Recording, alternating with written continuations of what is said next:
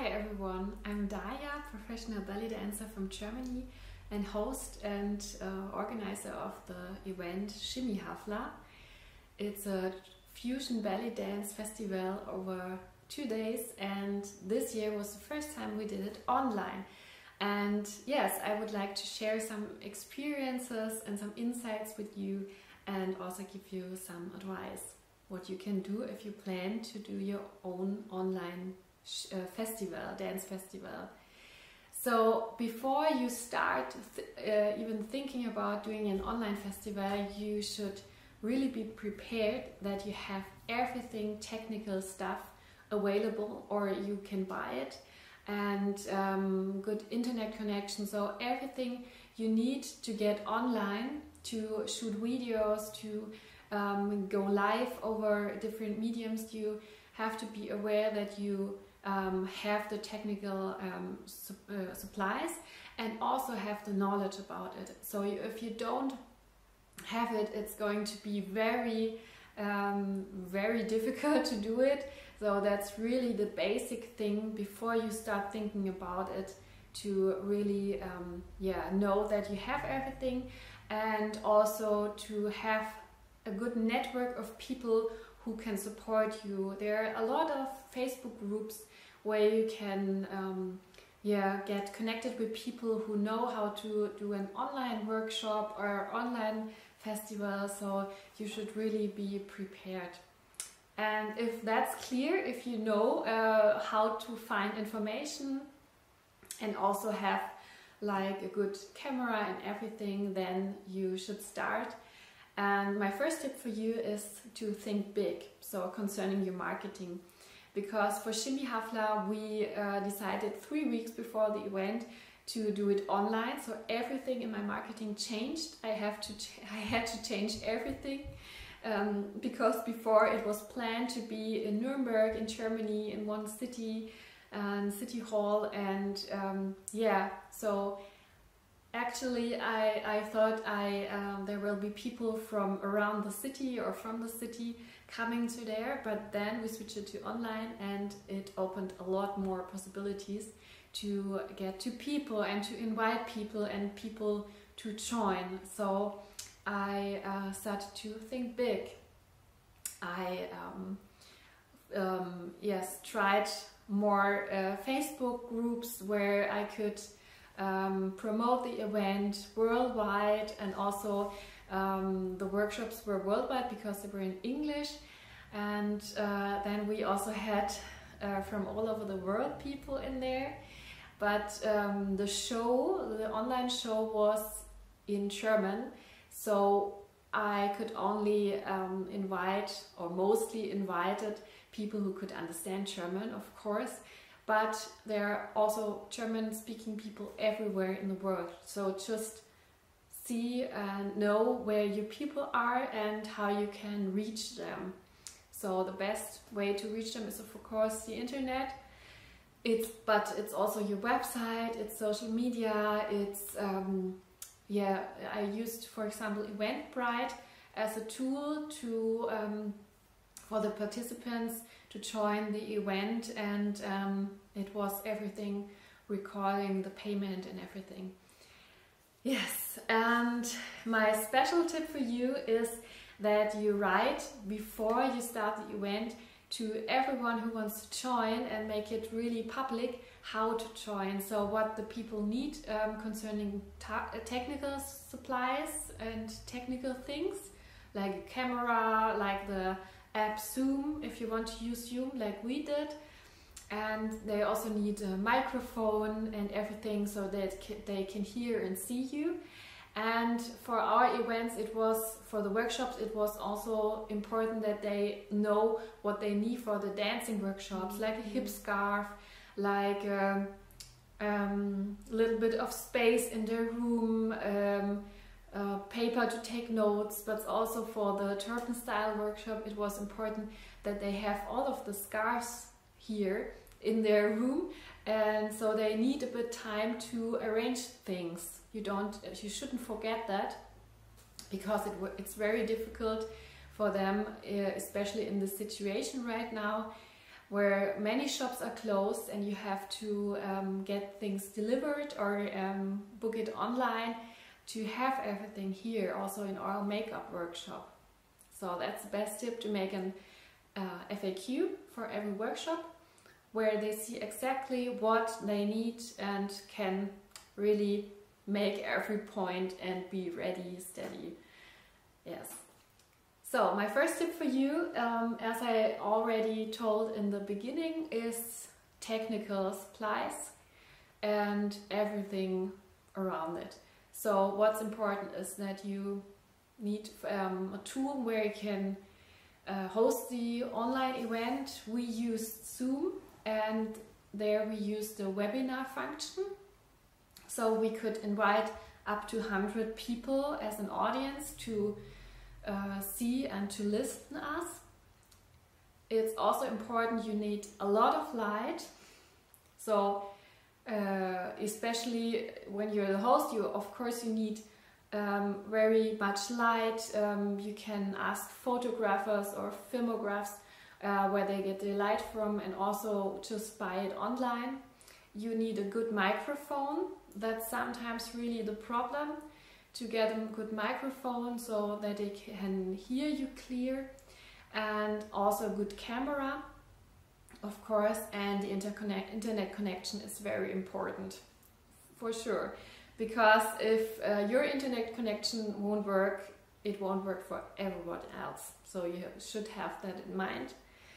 And what's also important is to have a nice room, like to create an atmosphere in your room where you have a good background, like yes, very bright, where they can see you good, and yeah, that's really important.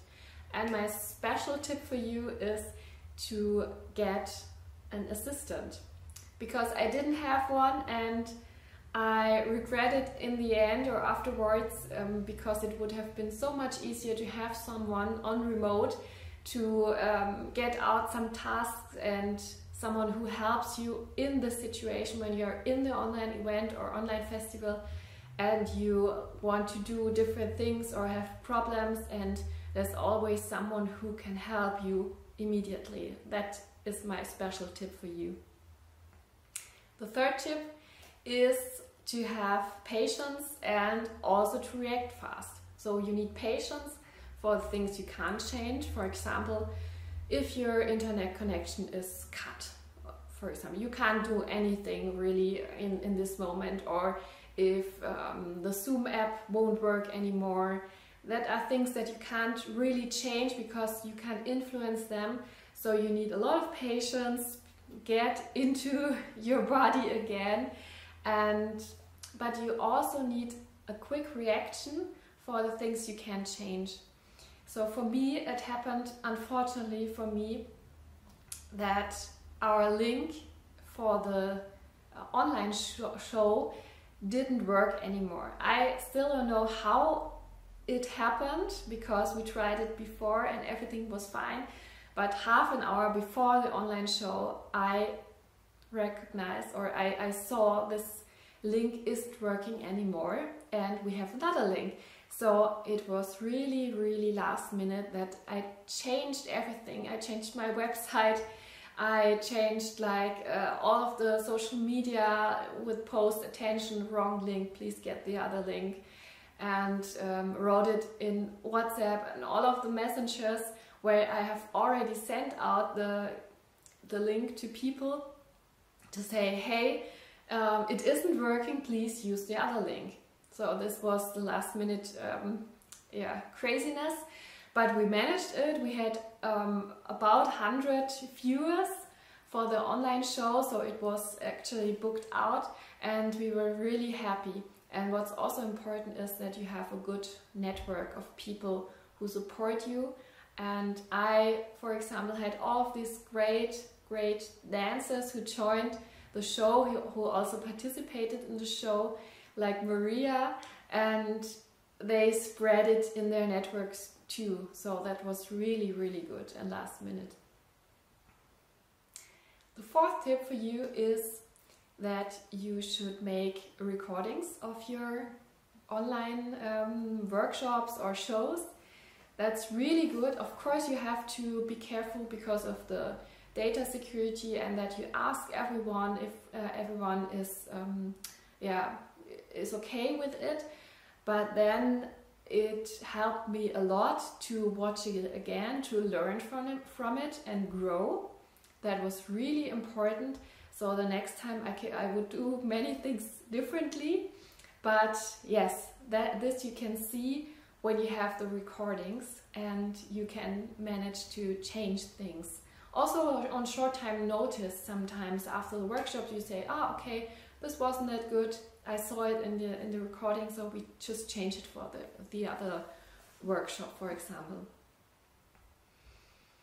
And you should always test everything before you get ready. So days before, weeks before, every moment before, you should test if everything is going to work out as you planned. Because something is always different in this moment.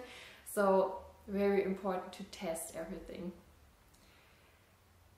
Yes, and then my fifth and last tip for you and advice is to really get into joy and flow with yourself, and also to create a space for all of the people who join you in this online event.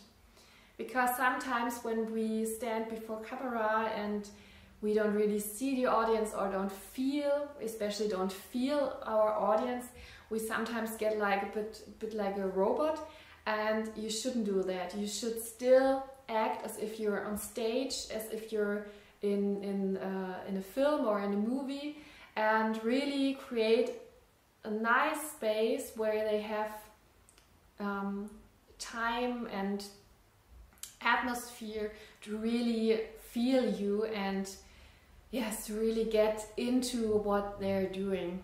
So in the workshops, for example, dancing workshops, it's of course just to say hi to everyone, try to see everyone. Not everyone has their camera on, but you say hello and I'm happy that you're here, and really greet them so that everyone feels seen, and also to ask how are you doing, and is everything fine, and so on. And I would also make an introduction of every person who joins the workshop, and I think that's a good idea to really connect with the people, and also in the end ask everyone. And you should also make some pictures of the online event, so screenshots or with your smartphone, however you like, so that you have next to the movie or the film or the video of the workshop, you also have some pictures to share later, like a group picture, but different. Yeah, and for yourself, for the online show, I also got in touch with myself, and I made myself a nice makeup, my hair. I did put on my glittery, my best clothes, so my sparkling clothes on, and I really got into the feeling as if the show was live and I would go somewhere else, but instead I went into my working room. But really to create also in yourself this feeling of it's something special. Maybe you also have some surprises for your audience, like we had a musician, and we had some interviews with Maria, for example. And this is something that's really nice for the people who watch you to see, okay, the connection is here. You need a good connection to your audience. Okay, I think that have been my 5 tips for you. I'm really happy to share, and if you have any more questions, you can come back to me. And I thank Maria so much for joining my show. It was just amazing to get to know her, even if it was only online, but still a great experience, and I'm really thankful. So have a nice